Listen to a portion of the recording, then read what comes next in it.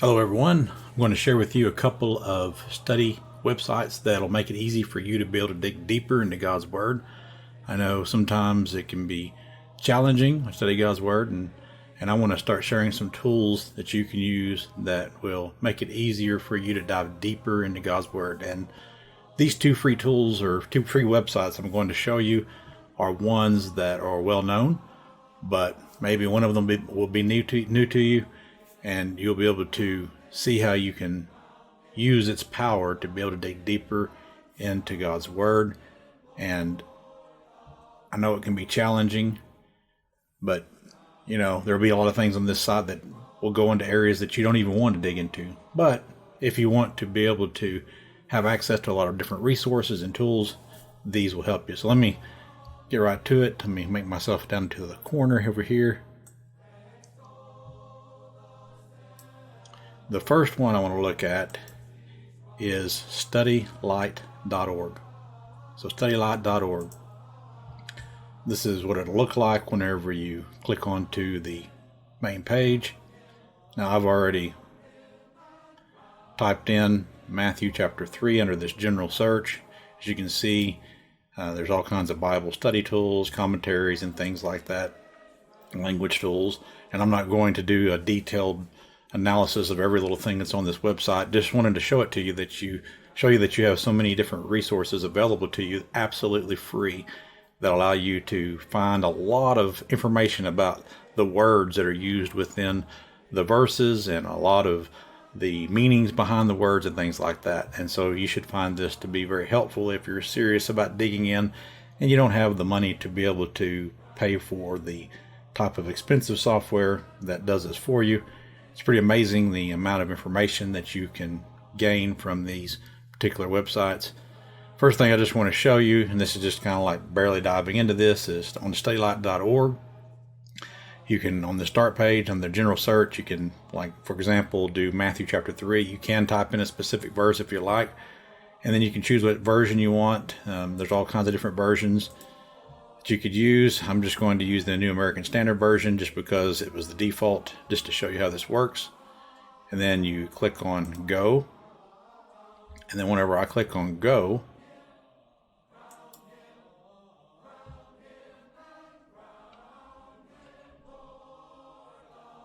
it does nothing. All right, let's see. Hang on. Let's see. Refresh this page.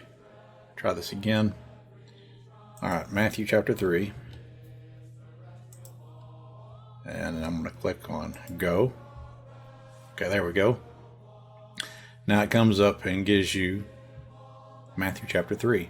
As you can see, as I'm scrolling across on the page, it has all the verses there, and you can actually have it read the chapter. You can listen to audio, view context, multi-translations, interlinear Bible, study tools. There's all these different things you can click on, and you can learn more from those things. Again, it has all the verses there. Let's look at Matthew 3 and verse number 3. Let's see. Now let's look at Matthew 3, verse number 4. So if I click on this particular passage, Matthew 3, verse number 4, and then I go back up here to the top, I can then click on things like interlinear, and then I can say Go. When I do that, what it does is it gives us all the Greek and the strong numbers and things like that of Matthew 3 and verse number 4. So you can see that. You can either click on the word itself up here, and like camel's hair, or you can look at the Greek down here if you know the Greek. You can look at the strong numbers. And here's what's neat is if, for example, if you click on John, it brings up a box down here, and it will tell you the origin of that particular Greek word. It says of Hebrew origin, and it'll give you the transliteration of that. And the one thing that's neat about this, it'll even pronounce it for Ioannis. Ioannis. So you know how it's pronounced from the Greek. And you can see over there to the right over here where I'm scrolling this Thayer gives you the definition. It's a lexicon. It says Jehovah is a gracious giver. John the Baptist was the son of Zechariah and Elizabeth, the forerunner of Christ. And again, it gives you all these different different amounts of information that will help you. And it gives you the parts of speech, and so that's a lot of helpful information. Now you can also, of course, you can see that you can click on the study tools. Okay, hang on. Scroll back up here. Now you can compare this to another version if you want to. That's what the parallel is for. You can also see you can select different text for it to compare to. New Testament text, different types of Greek and different types of Hebrews here. And then let's see. Other thing I was wanting to show you on this is, let's see here. Well, that's mainly what I was wanting to show you. Again, that gives you a lot of these different tools that you can do on that. The other thing that is helpful with this website, again, if you're back at the homepage, just studylight.org, you can click on this Bible Study Tools. And it has tons and tons. It has 127 different Bible commentaries. Now, obviously, you want to be careful about what commentaries you use. There's all kinds of different ideas. A lot of these in studylight.org are older ones, so they're more conservative. And not going to be way out there, and going to be fewer people that are just trying to make a name for themselves. But as always, you need to compare whatever these commentaries say compared to what the Bible actually teaches. Because, I mean, you're going to find these people disagree with each other. But if you're trying to look at a particular passage or a section and you want to learn more about it, what other views are on it, and see if you can come to an overall consensus on what that passage is teaching to you as you look at it in context, then that'll make it a lot easier as you look through these tools. Now, Burton Kaufman, that's a member of the church that wrote a commentary on Old Testament, New Testament. So I could recommend that one. I mean, not every single word, but I mean, most of it be good. But one thing I do like about this is this, if you see this verse by verse commentary, this is a nice tool, because if you want to, again, let's just look at Matthew 3 and verse number 4. I'm just clicking on the chapter, and then I want to look at verse number 4. What this does is it gives you all these different examples of dictionaries, concordance, and things like that, but it breaks us down verse by verse and gives you the information that it has on there. For example, it gives you the commentary of Adam Clark, tells you what he says about that verse. And Bridgeway Bible commentary. I mean, you can just keep scrolling. There's Kaufman, and I mean, it just goes on and on. Barnes notes, and it'll give you a lot of information from all the different commentaries and things like that that it has based on that verse to verse by verse study. And so that can be very handy, especially if it's a particular or a verse that you're having difficulty with. Now, you do need to realize that sometimes, though, these commentaries will lump multiple verses together. So if you look for Matthew 3:4, it may not show, one of the commentaries may not show up because it's covering verses 3 through 5 or whatever. So it doesn't always show every single commentary for every single verse. So you just need to keep that in mind. And of course, you can go in here and select which commentary you wanted. Again, like I told you, Burton Kaufman was a member of the church, and you can see how this is broken down. You have the Old Testament, and you can go in there. But it didn't really matter. Just look at this, and you see it has a New Testament. Not all of them have the Old Testament, New Testament. There's different things in here. But like I can click on Genesis, and we can click on, I don't know, chapter 8. And then you can see that it gives you the entire commentary for that chapter. And so it's not going to break it down verse by verse where you have to select the verse. It's just going to give you all of them. So a very handy tool to use, again, just trying to gain more information. And let's see. Then you have all these Nave's Topical Bible. Over here, Bible dictionaries. You can go to Vine's Expository Dictionary to look at different definitions of words and see what they meant. And there's even some Bible encyclopedias, and I haven't looked at a lot of this stuff on here, but it gives you a lot of information to be able to kind of start digging in deeper. Then you have your language tools, and again, you can explore that if that's something you're interested in.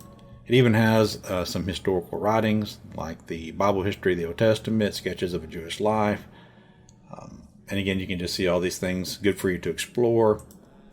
Now, here's something that's kind of interesting, and I just discovered this as I was looking at this. I haven't actually used it, but this is a good way for you to either search alphabetically, or you can even type in an illustration if you want it for a sermon, or if you just want it for an article or whatever. For example, let's type in hope here. Type in hope, and what it does is it gives us some different articles or devotionals that they find on their website it goes along with hope. And I thought this was an interesting one. So not quite what you probably would be looking for, but this is interesting. It says, a letter from Satan to his friend. Dear friend, I visited your Sunday school service and was overjoyed to see that many of your class members were absent. I was thrilled to see that those who came were late, were tired, or sleepy during the Sunday school lesson and also the sermon. I rejoiced in hearing some of the lessons that were not well prepared and that many of you just did not care, of course. It is devilish to see some of you leave after Sunday school and not get your souls fed in the worship service. Sunday is always one of my favorite days because this is the day I do some of my best work getting Christians to stay home and watch television or getting involved in sports and all sorts of recreation. I howl with laughter each time I see many of you fail to give much of your tithes and offerings. You make the board and minister squirm and fret over tight budgets, and this takes away some of their effectiveness for their enemy. So I hope you will miss services again this Sunday. Stay home where it is warm, and it will help you get used to the future climate. And one thing more, do not let them get to you to become a born-again Christian. I can tell this was written by a denominational person where it's talking about tithing and things like that, but overall, it's a great thought, kind of a terrifying thought when you think about that the devil is so happy about how some Christians are just not thrilled about going to church. They're not learning anything. They're not being involved. And a lot of people just rather stay at home or just watch online and things like that. And so, that's just one example out of many that you can go in here and look for. And then some of them, of course, would actually fit with maybe what you're looking for hope. And of course, you can give the copyright of whoever it came from, give them, I can't think of the word I'm trying to look for. You can give them the credit. That's what I'm trying to say. You can give them the credit for whatever it is that you use, whether it's for an article or in a lesson or whatever. But anyway, that's another tool that they have in here. And then they have a bunch of different other things, reading plans, different order, like in historical order or chronological order. Of course, that's going to be somewhat subjective to a degree because some people have different ideas on how things are and what order they come in. And then you have some devotionals here. Again, I'd be kind of weary about some of those things because don't know, whether they're biblical or not, whether they're true to God's word. But again, that's for you to be able to figure out for yourself. And so Studylight.org is another great tool that you can use to help you to dig deeper.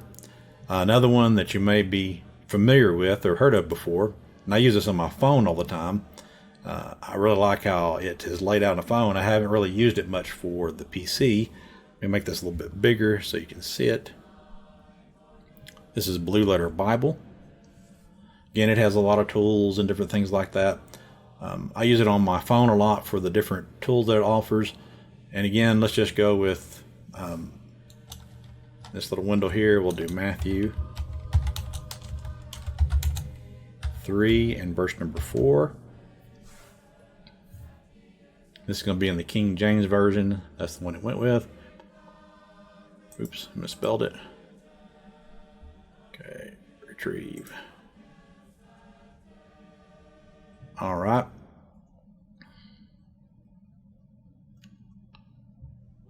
Well, I don't know what I clicked on. Let's start over. Go back to this main screen. Here's an easier way to get to the place you want to. This quick nav. You can click on it. And I'm going to go to Matthew chapter 3. And then you can see again, it lists also the chapter in this format that you see on the screen. And we'll go to Matthew chapter 4. One of the things you'll notice is that I can go over here to the tools, and I'm not touching anything, just rolling the mouse over it, and you have all these different tools. First, you can have the interlinear. Again, this allows you to be able to see Matthew 3 and verse number 4. You see the Greek. If you hold your mouse over the Greek text, it will tell you how it's parsed, and that makes it easier for you to know the grammar behind it if you look into those type of things. And down here, you can see that it gives you each word the Strong's number. Now you do, if you want to be able to see a definition of this, you got to click on the Strong number itself.